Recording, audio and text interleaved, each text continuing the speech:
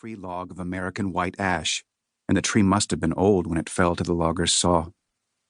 Well, old for a person, young for a tree. My whole body propelled the tool, reaching forward and pulling back. Each stroke of the spoke shave required a slightly new way to grip it, a slightly different arm and shoulder position, a little compensation left or right with my torso.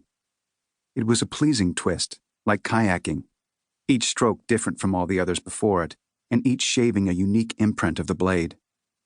To travel that long distance between rough and smooth, I had to trust the process, remove a little bit here, a little more there, until all the little cuts added up to something bigger. Ducks passed by on their southern migration. Water ripped through the channel on its path to the sea. The clouds darkened as the squall closed in. It didn't matter. There was nowhere else I would rather be. I moved deeper into the carving, working silently, no words or thoughts to distract me. It felt timeless. A trance-like hum bled away whatever anxieties I still harbored. My ears tuned in to the music of sharpened steel slicing through wood, and the wood was saying things to me. Things I had only recently begun to understand.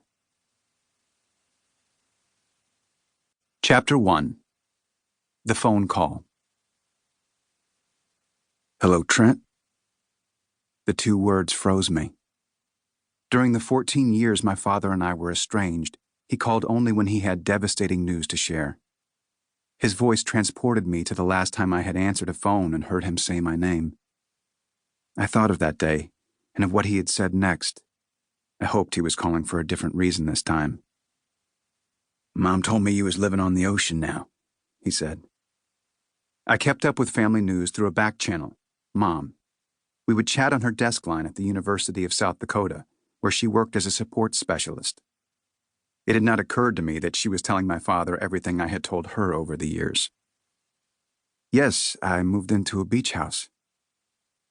A divorce earlier that year, in 2014, had left me homeless at age 37. I was living out of a suitcase in a hotel room when I read an ad in the local paper for a 1920s beach bungalow.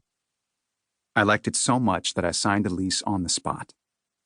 My new house looked across a bay toward Robbins Island, a rocky outcropping that was deposited as glacial outwash 11,000 years ago.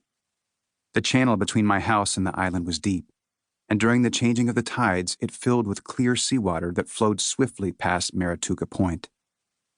The house was perched on a bluff 80 miles east of New York City in a landscape that I had come to love, a place where Long Island's suburban strip malls gave way to bleached sand dunes. It was a land of pitch pine and scrub oak barrens, manicured vineyards, polo matches, and roadside farm stands selling heirloom vegetables to weekenders from the city. In summer, there was constant traffic on Main Road and private jets roaring to the Hamptons.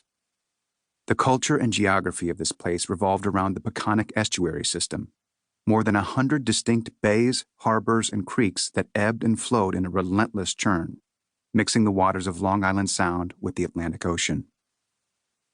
Nothing on the beach was ever the same from one day or even 1 hour to the next.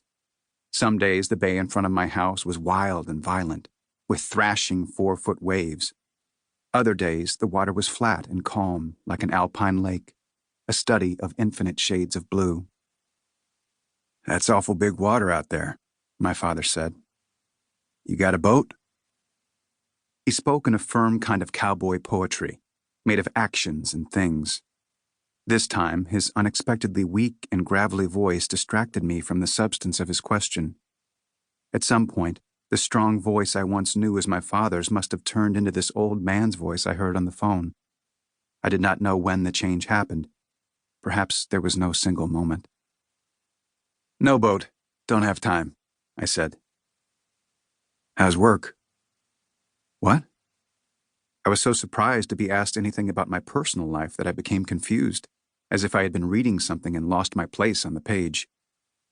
Oh, work is fine. After a decade cutting my teeth in the wine business, I had recently been promoted to CEO of a vineyard on the North Fork of Long Island. My new title was not a respite, just more pressure. I had not taken a day off in months, and every minute was booked with board meetings, wine tastings, charity galas.